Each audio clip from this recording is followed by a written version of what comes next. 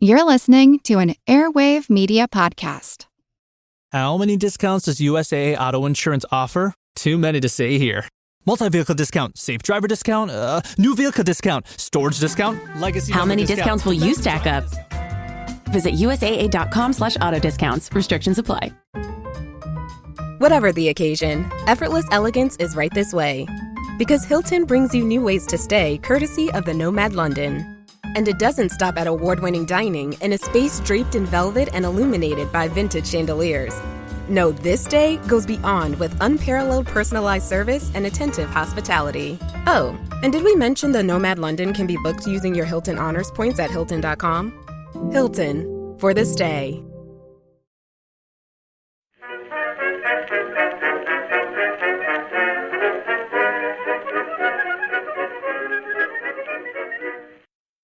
Hello everyone and welcome to History of the Second World War, episode 218, The Battle About Britain, part 2, What Do We Do Now?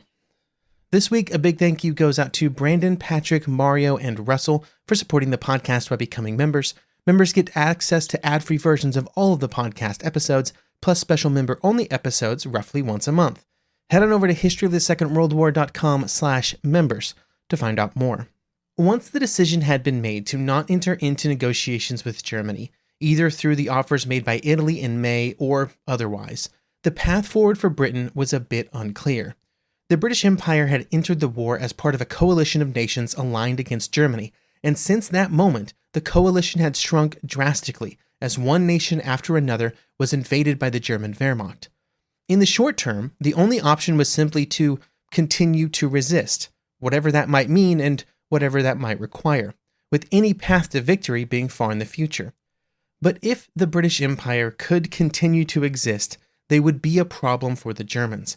They would be a constant drain and strain on German resources, even if the British never launched a single offensive action in Europe. To make a comparison to the First World War, because you know that's what I do here, they were a country in being, just like the German fleet during the First World War had pursued the strategy of being a fleet in being. Just by existing, the British Empire was a problem for the Germans. Just by existing, they ensured that the Kriegsmarine would be occupied in actions against the British Empire. Just by existing, they forced the Germans to devote manpower and material to the defense of Western Europe. Just by existing, they could continue to alter the course of the war. The problem was that they had to find a way to continue to exist. This episode will examine some of those efforts to continue to exist. Not necessarily invasion preparations, that will come later, but instead how the British gained intelligence about German plans, how they evaluated the strength of Germany, and then during the second part of the episode, how they planned to organize their defensive air campaign. You could make the case that how they planned this organization and how they planned to digest and utilize the information gained from sources like the chain home radio stations was one of the most important factors in the outcome of the aerial battles over Britain, and therefore one of the most important factors in Britain continuing to exist. The decision to remain in the war was primarily driven by the idea that it would be unlikely that Germany would provide reasonable terms, and even if they did, they could not be trusted to honor them given the results of similar agreements at Munich. But there were also some optimistic reports from various British intelligence committees that supported the decision to keep fighting. From the Ministry of Economic Warfare, there was a constant stream of reports that made it clear that they believed that Germany would be running out of essential materials to maintain the war effort by the summer of 1941, particularly the all-important oil that Germany had very limited access to in 1940. The Romanian oil fields were the only source of oil or major source of oil on the European continent, and even that was limited in its total output. This made it seem like all the efforts made by Britain to put in place its own blockade of Germany, preventing as much as possible imports from outside of Europe, might be a war-winning strategy in the long run. There would be growing concerns in 1940 that the amount of territory now under German control would greatly reduce the effectiveness of this economic warfare, though, which would prove to be completely accurate. As Churchill would say, quote, "The weapon of blockade has become blunted and rendered, as far as Germany is concerned, less effectual on account of their land conquests." End quote. But there was also a long-term hope that eventually the war could be taken to Germany in the form of an aerial bombing campaign by the Royal Air Force. The goal was to begin this bombardment campaign at some point in 1941, with the assumption always being that it would be far more successful than Bomber Command had any hope of being during the early years of the war. Churchill would say again here, quote, "The Navy can lose us the war, but the Air Force can win it. Therefore, our supreme effort must be to gain overwhelming mastery in the air. The fighters are our salvation, but the bombers alone provide the means of victory. We must therefore develop the power to carry an ever-increasing volume of explosives to Germany so as to pulverize the entire industry and scientific structure on which the war effort and economic life of the enemy depends, while holding him at arm's length in our island." End quote. While building out Bomber Command would be one of the primary areas of effort for the British government and the British economy, there would also be some efforts made to expand the British Army, with the goal of equipping 55 divisions of ground troops by the end of 1941. Where those troops would be used and how many could be saved for offensive actions in Europe instead of defensive actions in the Mediterranean and elsewhere remained unclear. But if they were to be used against a target on the continent, then British intelligence groups would be a critical way of determining how best they could be utilized. The most famous area of British intelligence would be the cryptographers at Bletchley Park, who would spend years deciphering secret German codes. But they were just one small piece of a much greater intelligence apparatus. All of these efforts were coordinated by the Joint Intelligence Subcommittee, which would be first formed in 1936 and would eventually have all 3 armed service intelligence heads placed on the committee. Coordination in this area was key, which is something that the German intelligence groups largely lacked. The Intelligence Subcommittee was not perfect, though, and it was not really used very much before May 1940. In fact, before the invasion of France, the Intelligence Subcommittee had been invited to brief the Joint Chiefs of Staff only once during the war, which kind of showcases its importance or lack thereof. But that did not prevent these groups from gathering information from a variety of sources. Reading the contents of radio messages was always a great way to gain intelligence, and there would be an important source of information during 1940. One example of this would be the decryption of the Luftwaffe's encrypted traffic, which used the Enigma machine just like other groups within Germany, but had a set of procedures that made it easier for the British cryptographers to decipher the Luftwaffe messages. A huge debt was owed to the Polish cryptographers that had been working on deciphering and reading Enigma messages for most of the 1930s, and had shared that information with the French and British near the start of the war. The radio traffic that was decrypted from the Luftwaffe allowed the British to have a pretty good idea of the exact order of battle of the Luftwaffe. They knew about the plans for the start of the German invasion preparations not long after Goering sent out his orders, and they also had some idea of the plans for the German invasion. Now, none of this information was perfect, and even the fragmentary information was only what was contained in a few Luftwaffe messages, but it was enough to point to German intentions. Radio traffic was a major source of information, just as it was for everybody during the war, but it was not always the content of the radio messages that gave away the information. For example, it was common for the British to use radio signals to determine that a German raid might be on its way due to the radio messages that were sent between aircraft over French airfields and their airfields that they called home. Just the sheer volume of messages in these situations let it be known that there were many aircraft in the air. The actual content or the exact content of the messages didn't actually matter that much. There was also information that could be gained based on the radio beacon information from the German airfields, because each airfield had a unique signal that it used for its beacon, so that aircraft that used that airfield as a home base would be able to navigate via that beacon signal. These beacons would then be turned on before a raid was launched, which was a signal to anybody who could see the signal that aircraft were about to take off. Then once the aircraft got in the air, there were almost always some radio signals between the aircraft and the air controllers. These messages were encoded, but the encryption on them was quite simple. It had to be, because aircraft at the time and airmen had a more limited ability to encode and decode messages when in flight. This meant that throughout 1940, more and more of the codes used for this purpose were broken, allowing an ever greater understanding of the start of German air raids and also a better understanding of where specific aircraft were being based. These signals were considered to be so important that a specific team was set up to work on decrypting them on the southeast coast of England. The team would be rapidly expanded in the summer months, bringing on board many German-speaking members of the Women's Auxiliary Air Force to help with decryption and translation of the messages in a timely manner. The end goal of all of this work would be to better prepare for German air raids, but also to eventually launch British bombing raids against the German airfields.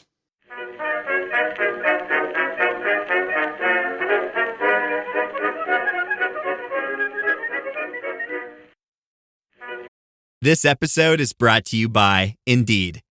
When your computer breaks, you don't wait for it to magically start working again. You fix the problem. So why wait to hire the people your company desperately needs? Use Indeed's sponsored jobs to hire top talent fast.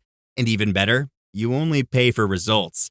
There's no need to wait. Speed up your hiring with a $75 sponsored job credit at Indeed.com/podcast. Terms and conditions apply. McCrispy strips are now at McDonald's. I hope you're ready for the most dippable chicken in McDonald's history. Dip it in all the sauces. Dip it in that hot sauce in your bag. Dip it in your McFlurry. Your dip is your business. McCrispy strips at McDonald's.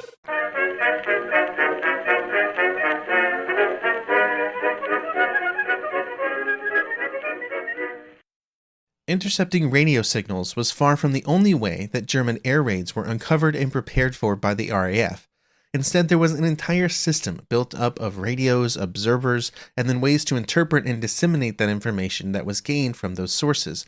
If everything went perfectly, this allowed the RAF to intercept German bombing raids before they reached their targets. But even if that was not possible due to the timing, there were still major benefits to shooting down German bombers after their bombs had already fallen.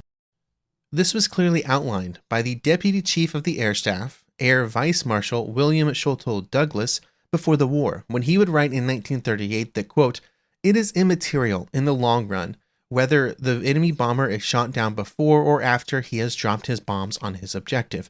Our objective is not to prevent bombers reaching their objectives, though that would be nice if we could, but to cause a high casualty rate among enemy bombers, with the result that the scale of the attack will dwindle rapidly to bearable proportions." End quote. Then in December 1940 he would write, quote, "The best, if not the only way, of achieving air superiority is to shoot down a large proportion of enemy bombers every time they come over. It would be better to do this before they reach their objective, if possible, but I would rather shoot down 50 of the enemy bombers after they have reached their objective than shoot down only 10 before they do so." End quote. The overall attrition of German bombers was an important aspect of British policy, and in some ways this policy mirrored the objectives of German U-boats during the maritime war in the Atlantic. During the battles against British trade, the goal for the Germans was to sink ships. Whether or not they were carrying things was only moderately important, because the goal was to prevent that ship from being used the next time. It was the same for the RAF and Luftwaffe bombers. Letting one load of bombs drop was sad, but the greater concern was what the bomber could carry the next raid and the one after that, and all of the raids in the future. Trying to intercept German bombers on any part of their flight path was a problem that the RAF would put a lot of thought into before the war, and there would be several different components to the process that they would develop to intercept these bombing raids. While the chain-home radar systems were the most famous of the components, during 1939 and 1940, they were supplemented by the most low-tech solution possible: people with eyeballs. These people made up the Observer Corps, which had been the first piece of the British air raid early warning system that had been put in place in 1936.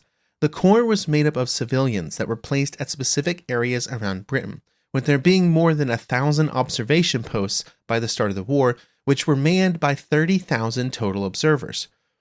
Before the war, the observers were all volunteers, and generally trained a few evenings or weekends a month. But in late August 1939, they were mobilized, and they set up a system that would provide for around-the-clock manning of all of the observer posts. Mobilization also shifted control of the observers from local control, often by the local police, to the Air Ministry. Most of the observers were not issued a uniform, although they did have helmets and were entitled to an hourly wage. To provide for an easy flow of information, all of the observer posts were placed in a group, which was generally made up of around 30 total posts, and then each of them had a letter and a number designation so that if they made a report, they could be easily identified on a map. Each of the posts generally had around 20 observers that made up the complement of individuals that would rotate in and out of shifts to ensure that it was manned 24/7. While the usage of literally just a bunch of people looking at the sky seems like a very low-tech solution when there were other solutions like radar, it was actually a very flexible and useful component of the overall early warning system. The chain home system of 1939 and 1940 had issues tracking targets after they crossed over the coast, which is where the observers took over. Also, somewhat remarkably, the Observer Corps was also very efficient when it came to gathering and then reporting information quite quickly. The organization and numbering of the post, and then the fact that there was no need for interpretation or translation of the data, it was just a person seeing an aircraft, meant that reports could go from the observer post to fighter command in under a minute. Even if the observers were not perfect and were limited by the fact that they were normal people with normal eyes, they were still an important part of the overall system. The goal of the Observer Corps, along with the chain home systems, was to funnel data as quickly as possible back to Fighter Command headquarters, which was located in Bentley Priory. At Bentley Priory, the goal was to maintain a picture of everything that was happening for RAF Fighter Command so that decisions could be made to best utilize all of the resources available to meet German raids. This also involved a large plotting table, the type of table that anybody who has seen any World War II movie would recognize, containing the estimated location and status of both German raids and British fighter squadrons. To make this all work, all of the information available from all sources came together through the filter room at Bentley Priory.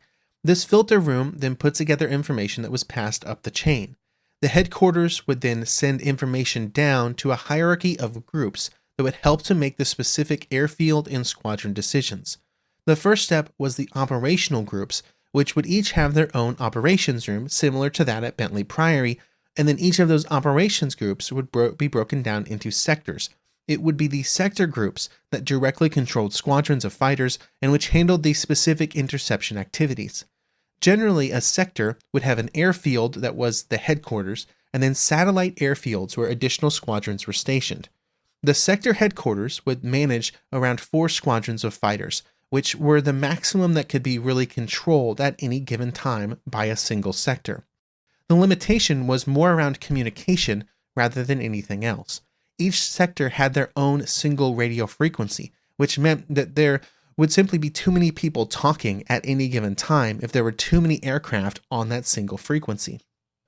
One of the important impacts of this limitation was that oftentimes a squadron could not communicate with the aircraft or the sector group headquarters of the sector nearby. They could still fly into that squadron's sector, that wouldn't be a problem, but once they got there, they could not necessarily coordinate with that sector group's headquarters, which was obviously less than optimal. In all cases, the speed of communication between all of the various levels and sectors was critical.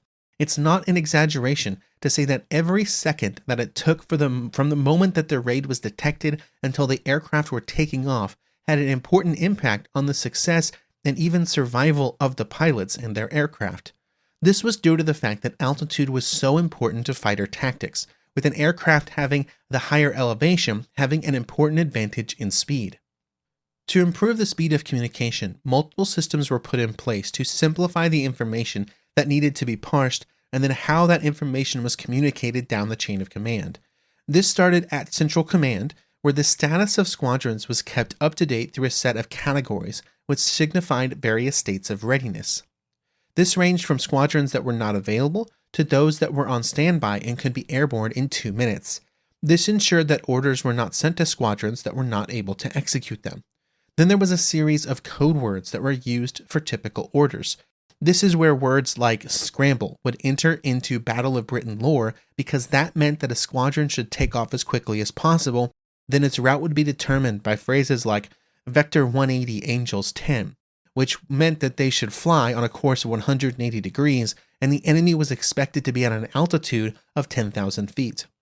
All of these were pieces of communication that were standardized as much as possible across Fighter Command so that everybody was working off of the same information and to minimize the miscommunications that could happen. It also allowed for a level of decentralization, which meant information passed down to each level of command, and then each of those levels of command deciding how to pass down that information to the next level. All of this resulted in a level of efficiency, which allowed for very short periods of time between when the orders were sent out from Bentley Priory and when planes were actually taking off. The best speed would be about 90 seconds between when the order was given and when planes were leaving the ground, which is pretty impressive. While speed was important, the overall system allowed for a tremendous level of force and effort conservation as well. Without the ability to gather, process, and disseminate information this quickly, the only option available would have been to stage standing fighter patrols.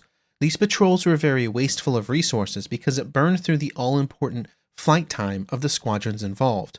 By minimizing the amount of time the squadron spent in the air while not in direct intercept courses and then, fighting German planes, the availability of squadrons for further missions was increased. This was a critical component in maximizing the utility of the numbers of fighters available. This allowed for only a small number of total sorties, under 10%, to be just standing patrols, with all of those being patrols over shipping in the English Channel, where it was simply impossible to intercept German attacks quickly enough through radar interception because of the short time between the Germans taking off and attacking the British ships. The British fighters otherwise just simply could not get there in time. Getting fighters into the air at the right time, getting them into the right place to intercept German air raids, optimizing the amount of time it took aircraft to actually get in the air was important, but the RAF also needed more fighters. Throughout the summer, the Ministry for Aircraft Production did everything in its power to boost the number of aircraft coming off the production lines. Between May and June, the weekly production of total aircraft doubled, moving from around 150 a week to peaking at 300 a week at some point in June. Only around half of these were fighter aircraft, but the number of fighters produced still rose dramatically. Almost more important, due to a serious focus on making sure that nothing got in the way of aircraft production, the availability of spare parts also drastically increased, which meant that damaged aircraft and those that needed to be repaired for any reason were turned back around quite quickly. The overall availability rate for aircraft is always an overlooked statistic, because it did not matter how many were coming out of the factory if small mechanical issues kept them out of the air. The efforts of the Ministry for Aircraft Production, the Air Ministry, and of course all the workers on the lines meant that the number of available Spitfires and Hurricanes increased from 331 at the start of June to 587 at the end of June. That's just 1 month. This tremendous rate of delivery would be critical in the months that followed, but none of those aircraft would have been able to be used successfully without all of the work that was done in the less glamorous areas of fighter command. The few would have amounted to little without the work done by the staff officers at Bentley Priory and the operations rooms of all of southern Britain, or the ground crews keeping the aircraft in fighting shape day after day, or the workers on the lines keeping them supplied with spare parts, or the radar operators in the chain home stations, or the civilians of the Observer Corps at their observation posts just looking at the sky. The analogy of the spear is often used when describing the importance of logistics in warfare, with the combat troops at the tip of the spear, supported by many that gave them the ability to fight and to carry on. It's no different in the skies over Britain in 1940. The fighter pilots entrusted with defending the skies were supported by an endless number of those behind the scenes, and they were supported by systems like the early warning system developed before the war and refined in its first year that allowed for information to rapidly move from the discovery of raids to the cockpits of Spitfires and Hurricanes scattered around southern Britain. If the few were the tip of the spear, then all those other groups were the long shaft, ensuring that the tip got to the right spot at the right time to do the most damage.